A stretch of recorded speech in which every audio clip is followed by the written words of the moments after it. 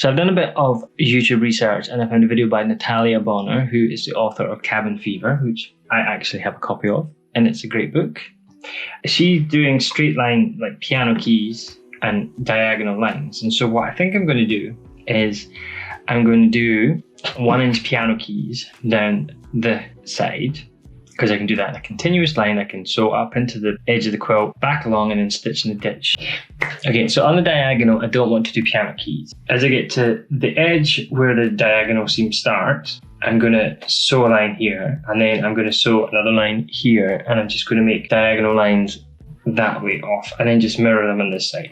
So the one thing I need to make sure though is that I need to finish leaving a square in every corner. So I need to make sure that the inch, using this ruler, this inch ruler, that when I get to the other end, I'm not suddenly sewing like past it, or it looks really weird. So I've got to make sure that this is going to work. So I may have to make it 1 inch, I might have to make it 3/4 of an inch, but we'll figure it out. So I'm going to start with the short edge of the quilt, partly because it just fits on my table and no more. And I'm going to mark this line here in the corner using a water visible pen. I'm just going to make little marks 1 inch apart all the way along the border.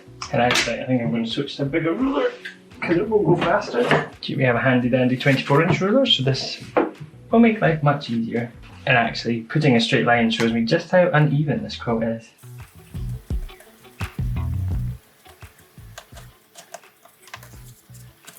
Okay, so we're at the end of the quilt, and this is the part where it's like, is this going to work? Okay, so it doesn't quite work. The line is not quite, there's only 1/2 inch from the corner to the last line. So the question is, do we then just do the next line 1 inch away, and then the next line 1 inch away, and then 1 inch away, and then work it that way? So what I'm going to do is I'm going to run down the long end of the quilt on this and see how this works. Because obviously we want it to look even as much as we can. And this is actually a part of quilting that I hate, is figuring out what to do in the borders. And I'm sure I'm not the only person that feels like that. Somebody's mowing their lawn out there. I'm so glad I got the big ruler out because it's so much faster. Okay, so we're coming to the end. Let's see. Oh, and this one is going to work out. Okay, so what we did was, in the other end, in this other corner, up here, the lines are going to be 1/2 inch away from the corner. And on this corner, the lines are going to be right on the corner. So the bottom half of the quilt, the lines will be on the border. The top half of the quilt, the lines will be 1/2 inch away. It's not ideal, but it works. So we're just going to zip down the other 2 sides and mark our lines nice and quick. And then we can get on to sewing it. Because all these turns are going to be, they're going to take a while. And what we're going to do when we come to do the second quilt is we're going to do something else. Glad to have this pen, because the chalk pencil that I have is not working. So I'm getting to the edge of this quilt, and this is where I'm hoping that this is actually going to match up. I'm too scared to look past my hand. Oh, and it's right on the corner again. I think we're going to have a problem when we get to this last corner, because I think there's only going to be one corner that doesn't match up, and that's really annoying. I bet if I'd chosen 3/4 of an inch, it would all work out perfectly. I suppose what I could have actually done is measured this and then divided it to get the right number of lines.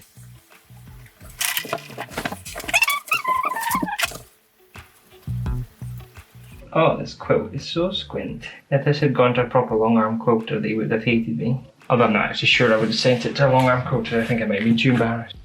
So just looking ahead, that's going to be just on that line. Okay, so we're going to have one corner that doesn't match. That frustrates my OCD, but the only way to solve it is to redo these lines, and I've just spent all this time drawing them. So I'm just going to go with it. It's not perfect, it's not ideal, but we're just going to go with it. So we've marked out our piano keys, so now we're just going to sew them, and we're going to try and do them in one continuous line until we get to the corner. The only thing I haven't done is mark the corners out, so we'll just do that. We'll do that as when we get, the sun has come out, which is great, after our foggy day yesterday. So there's going to be a lot of turning. I'm realising that I actually should have marked both sides, because I've got, when I get to here, I've got to eyeball 1 inch back down again. So we're going to keep a ruler handy. So let's just see how far we can get and hope that we like this design.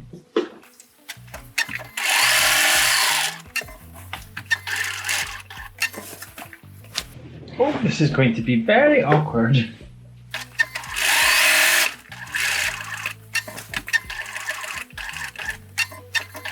Okay, I already have Quilter's regret. This is going to be very awkward. Eyeballing an inch on the outside to come down and then trying to line up with the inside mark and then getting to the mark when it's hidden underneath the presser foot. Yeah, this was a bad idea.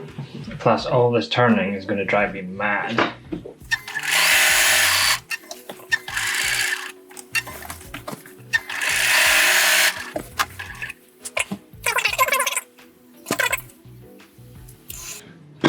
I wish I'd actually sketched this out on paper first and before I'd even taken any stitches.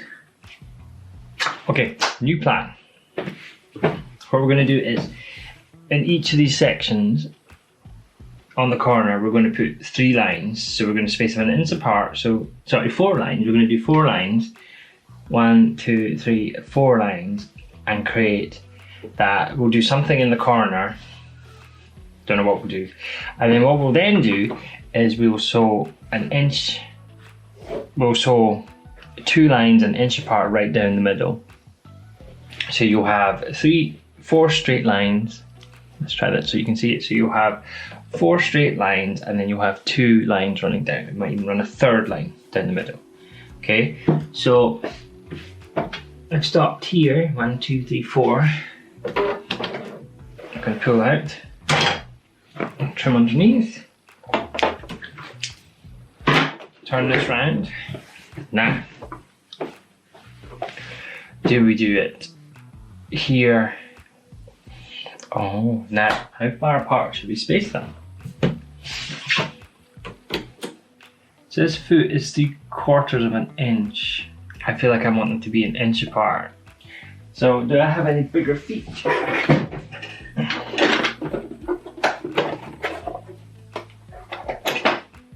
It's 3/4 of an inch as well. Well, we have to go with what we got. Okay, so you can see here are my 4 lines. What we're going to do is we're going to start on this stitch line here, and we're going to use this line as a guide for the edge of the foot and run what is just 1, 2, 3, 4, 5, 6/8 of an inch down, and then we'll do 6/8 of an inch and 6/8 of an inch. So we'll actually end up with 4 lines. So 4 at the top, 4 that way, and then 4 this way, all the way down the line. I'm going to change the battery in the camera because it's flashing. I had one and I've dropped it. And then we'll see if we can finish this off. Okay, so we're going to give this a whirl. Just shut the blinds so that you can actually see this a bit better, because this, as lovely as the sunlight is, it's overexposing the camera. So, as I said, we want to start on the sew line. And what we're going to need to make sure we do is we stop 3 inches from the end.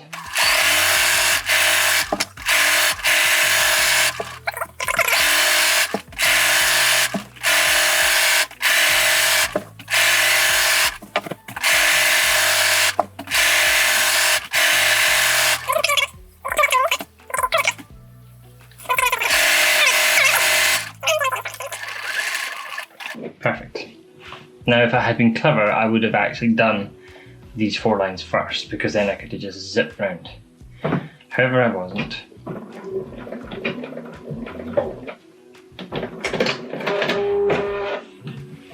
Oh, and I just cut my thread. I should let the long tail. Oh no.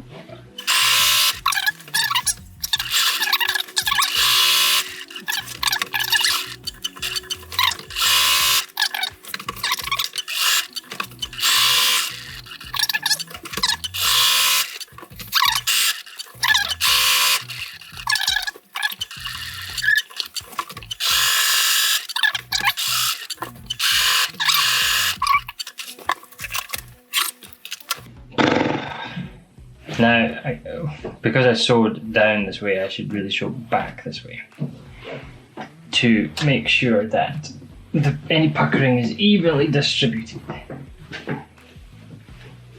And my needles come undone. I'm going to be careful because yesterday we stabbed ourselves. So, because we're sewing in the opposite direction now, if we sew with the edge of the presser foot there and the needle where it is, we're going to get a tiny line. So we need to move the needle all the way over.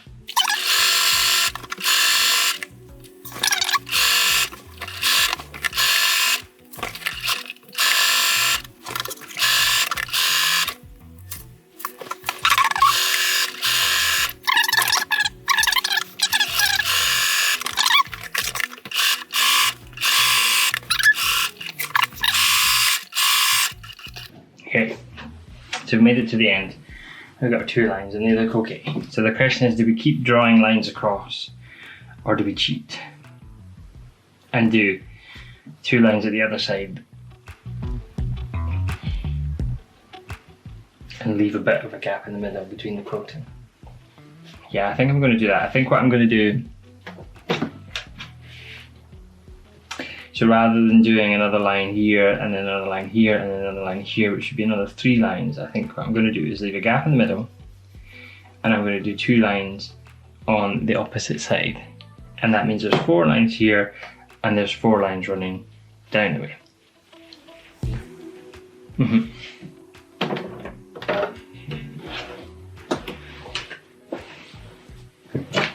So now it means this is good because all the bulk of the quilt is off the one side. So,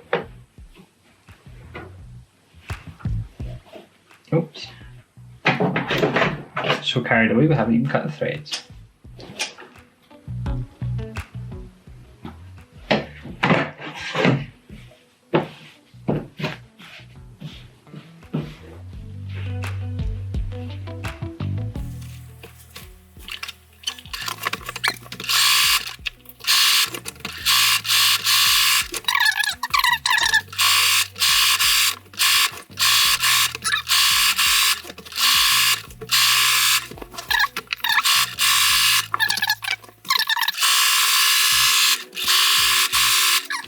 You can't see on the camera, but what's happening is the fabric is doing this underneath the pressure foot and creating a ridge. And no matter how much I stretch it, it's not going to do it. So it's actually going to end up folding over and hiding the seam. That's really disappointing.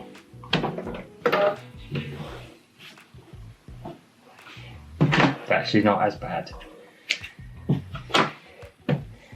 Wonderful thing as a more experienced quilter looking back at this and seeing, you know, all the things that I didn't understand 6 years ago when I was quilting. You know, and I'm sure that somebody that doesn't understand quilting would look at this and go, oh, that's lovely, it's very nice, but an experienced quilter would look at that and go, oh, look at that, this is stretched, the bias has gone wonky on this, you know, your borders have gone wonky.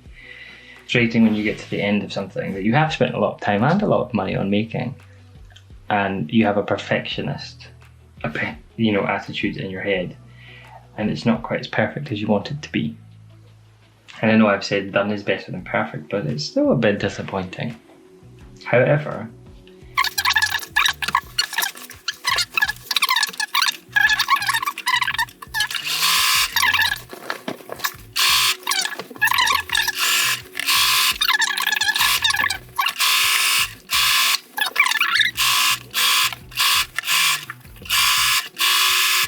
it's just occurred to me that this first line that we're echoing down will be hidden by the binding. So we're going to have to sew another line.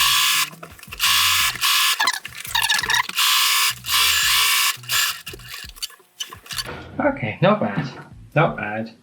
Could have done with one more stitch there. So how far from the edge are we? We are 1/2 inch from the edge. So our binding is 2.5 inches, folded in half. Yeah, so the binding is actually going to cover that line. And you're going to have another line running right beside this one. Yeah, I think that looks okay. Okay, so we're going to talk about these corners. So this is the worst corner on the quilt. It's the most off. You can see by, it's miles off. It's totally stretched and warped. Sadly, you can even see here how this it's just been stretched beyond belief, so there's not much I can do about it. I've just had to quilt it in. So what I'm going to do in these corners, as you can see, I have these 3 piano keys with 4 lines, and then we have these ones going this way. So I'm just going to mimic this into the corners. You can see these lines here are 1 inch apart, and what we're going to do is I've marked 1 inch here, sew to the line, and then down to this line. Now, because this is the edge of the quilt here and the batting, I don't need to leave long threads, because what I can actually do is I can start off the side, stitch in, stitch off the end and cut the threads, and then it means there's nothing to hide here. But when it comes to trimming this quilt, we're going to lose a big chunk of this border to square this up. So this one here, this last one here is actually probably going to end up getting mostly cut off. So I'll show you how I'm going to sew that just now.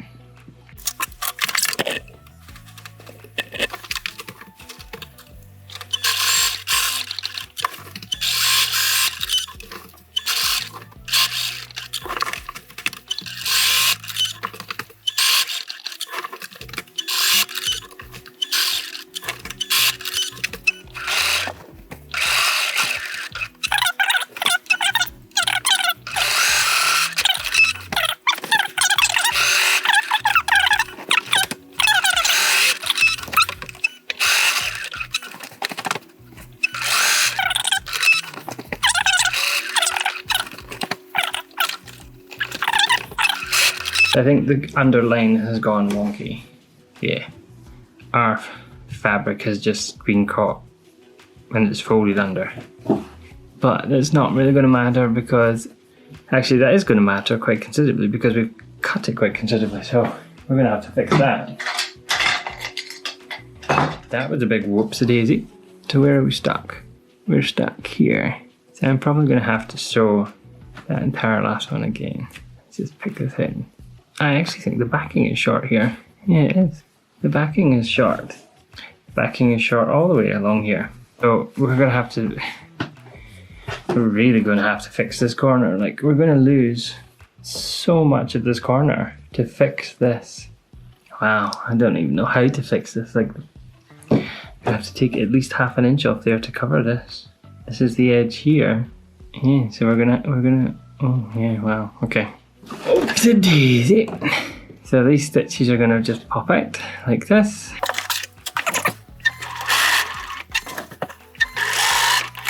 So when I've been doing this corner, something has gone so wrong in this corner because it's just so unsquare. It's unbelievable. It's almost a diamond. However, that is quite cool, the effect that this gives. I quite like that. Oh, but so much trimming to do there. Okay, let's do... I did one corner off camera just to check that it was going to work. I've just done this one. And I'm going to move my camera back and do the last two.